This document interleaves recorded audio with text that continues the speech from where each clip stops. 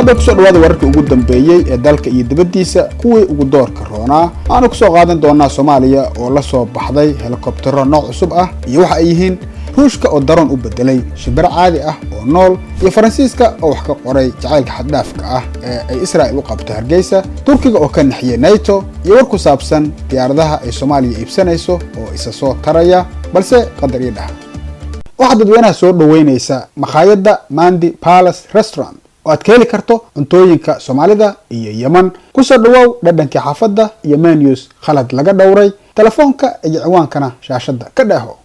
aan ku bilaabay Ahmed Al-Tuwaijeri oo xubinka ah baarlamaanka maqaarsaarka ah ee dalkaasi Sacuudiga ee loo yaqaano Shura Council ayaa waxa uu sheegay in Imaaraadku uu geed dheer iyo mid gaabanba u fuulay kala qaybinta Soomaaliya si uga shaqeeyo buu yiri danaha Israa'iil. aanu sheegay in Israa'iil iyo Imaaraadku ay doonayaan inay saldhigyo military ka samaystaan gobolka goosadoonka ah ee Somaliland oo uu sheegay inuu ka tirsan yahay Soomaaliya, balse arrintaas ayuu farta ku goday inay si weyn uga soo horjeedaan Sacuudiga iyo dhammaan dalalka kale ee gobolka gacanka ama khaliijka.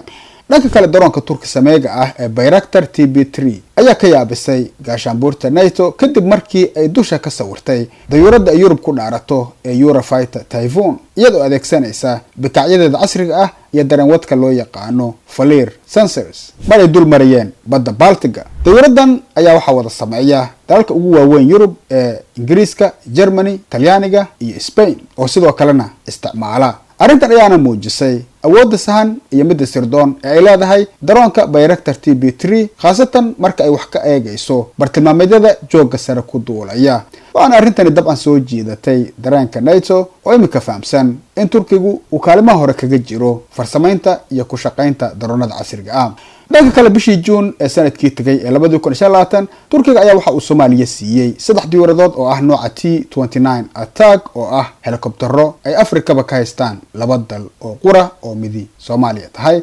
waase la socday oo aan inta badan laga hadal laba diyaaradood oo kale oo iyana helikobter ah balse ah kuwa canaabta iyo ciidanka qaada, wax qayb ka ah heshiiska ammaan ee ay Soomaaliya la gashay dalkaasi Turkiga. waana labada diyaaradood ee dambe la siiyay ciidanka badda Soomaaliya. haddaba waa noocay diyaaradahaasi? waa nooca T-925 loo yaqaano oo ah laba motorey ciidanka iyo agabkaba qaadi karta oo ay farsamayso shirkadda Turkiga ah ee Turkish Aerospace Industries. dhinaca kale waxaa weli isa soo taraya wararka sheegayay inay Soomaaliya iibsan rabto raxan diyaarada ah kaasoo ay horey wax uga qoreen xitaa warbaahinta maxalliga ah ee Pakistan qaarkeed. haatanse waxaa warkii soo qaadatay Carabta oo waxaa qoray Arabi 21 oo sheegtay in Soomaaliya ay horumar waliba ka samaynayso wadaxaajoodada ay ku doonayso inay ku iibsato diyaaradaha JF-17 Thunder ee ay wada sameeyaan Pakistan iyo China si ay sare uga qaadaan bay yiraahdeen cududooda dhinaca cirka iyo casriyeynta raxantooda military ee dhanka cirka.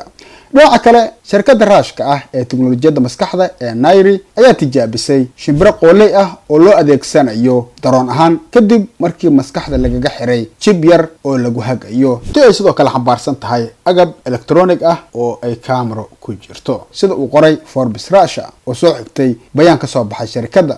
sida ay sheeganayso shirkadda Nairi, raxantii koowaad ee shimbirahan ah ayaa imika dhamaystirtay duulimaadyo tijaabo ahaa oo ay kaga baxeen shaybaarka kadibna ay dib ugu soo laabteen iyada oo inay bidix, midig, gadaal iyo horey u kala socdaan loo adeegsanayo qaabka maskaxdooda u fikirayso oo wax laga bedelayo iyada oo la isticmaalayo waxa loo yaqaano brain stimulation. waa sida uu warku sheegay. waxaana qorshuhu yahay in shimbiraha qaarkood loo diro meel Ruushka u jirta 10 kilomitir. tii uu ninka asaasay shirkadda Nairi Alexander Banov uu sheegay in imika ay tijaabada ku sameeyeen qooleyda balse ay mustaqbalka dhow u adeegsan doonaan xayawaanada kale.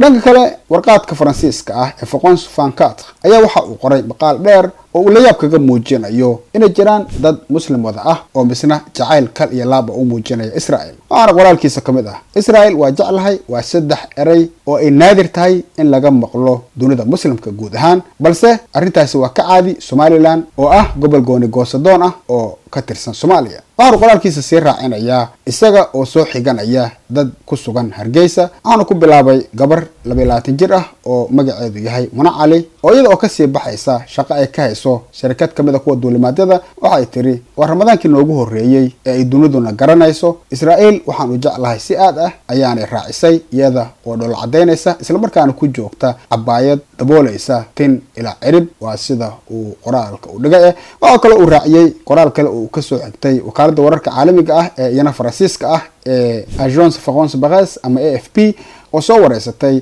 Cabdirashiid Aadam Jaamac oo ah nin wada gaari loori ah oo meel kaalin shidaal ah biyo ka dhaansanayay kaasoo ku faanay in uu calanka Israa'iil gurigiisa surtay isla markaana dadka Yuhuudi ay yihiin dad saaxiibadii ah sida Maxamed Xaaji Hadalsame TV.